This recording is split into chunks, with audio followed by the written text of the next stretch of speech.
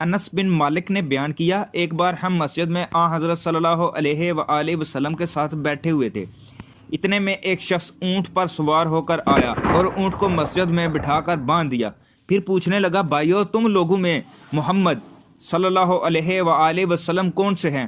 آن حضرت صلی اللہ علیہ وآلہ وسلم اس وقت لوگوں میں تکیہ لگائے بیٹھے ہوئے تھے۔ ہم نے کہا، حضرت محمد صلی اللہ علیہ وآلہ وسلم یہ سفید رنگ والے بزرگ ہیں جو تکیہ لگائے ہوئے تشریف فرما ہے۔ تب وہ آپ سے مخاطب ہوا اور کہنے لگا کہ اے عبد المطلب کے فرزند۔ آپ صلی اللہ علیہ وآلہ وسلم نے فرمایا، کہو میں آپ کی بات سن رہا ہوں۔ وہ بولا، میں آپ صلی اللہ علیہ وآلہ وسلم سے کچھ دینی باتیں دریافت کرنا چاہتا ہوں اور ذرا سختی سے بھی پوچھوں گا، تو آپ اپنے دل میں برا نہ مانیے گا۔ آپ صلی اللہ علیہ وآلہ وسلم نے فرمایا، نہیں، جو تمہارا دل چاہے پوچھو۔ تب اس نے کہا، میں آپ کو آپ کے رب اور اگلے لوگوں کے رب کی قسم دے کر